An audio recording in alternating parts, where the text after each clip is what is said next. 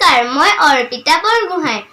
মই জ্যোতি বিদ্যাপীঠ টিয়কৰ এগৰাকী কণমানি পঞ্চম শ্ৰেণীৰ ছাত্ৰী।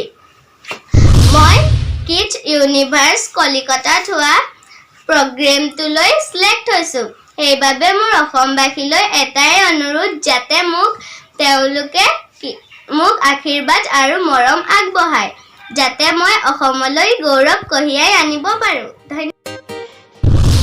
মিছ এণ্ড মিছেছ ইণ্ডিয়া ফাইনেলত অৱতীৰ্ণ টিয়কৰ কন্যা Arpita Borgohain.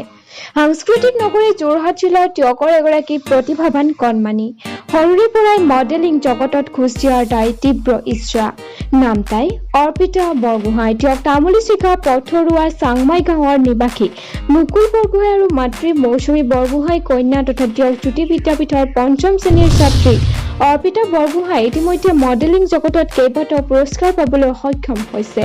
Miss Jorhat runners up, miss জাৰ্জি কিডছ জুনিয়ৰ 2019 আদি খিতাপ অৰ্জন কৰাৰ লগতে মিছ জাৰ্জি ৱেষ্ট টেলেণ্ট আছাম যোৰহাট পাবলৈও সক্ষম হয়। এইবাৰ তাইৰ লক্ষ্য কলিকতাত অনুষ্ঠিত miss and Mrs India national season 2। অসমৰ বিভিন্ন প্ৰান্তত অনুষ্ঠিত হৈ অহা মিছ এণ্ড মিছেছ প্ৰতিযোগিতাও একাধিকবাৰ জয়ী হৈ অহা অৰ্পিতাই মডেলিং জগতৰ ৰিণ্টুমণি শৰ্মা আৰু মানস বৰগোহাঁইৰ তত্বাৱধানত কলকাতা অনুষ্ঠিত হ'বলগীয়া মিছ এণ্ড মিছেছ প্ৰতিযোগিতাত প্ৰতিদ্বন্দ্বিতা কৰি জয়ী হ'বৰ বাবে এতিয়া অৰ্পিতাৰ প্ৰয়োজন অসমবাসীৰ ৰাইজৰ লগতে শুভাকাংক্ষীৰ আশীৰ্বাদ আৰু সহায়। টিয়কৰ পৰা স্মৃতিৰ হালাহনৰ ৰিপৰ্ট। আমাৰ কন্যা শ্ৰীমতী অৰ্পিতা বৰগোহাঁই, তাই কিডছ ইউনিভাৰ্ছৰ চূড়ান্ত পৰ্যায়লৈ নিৰ্বাচিত হৈছে।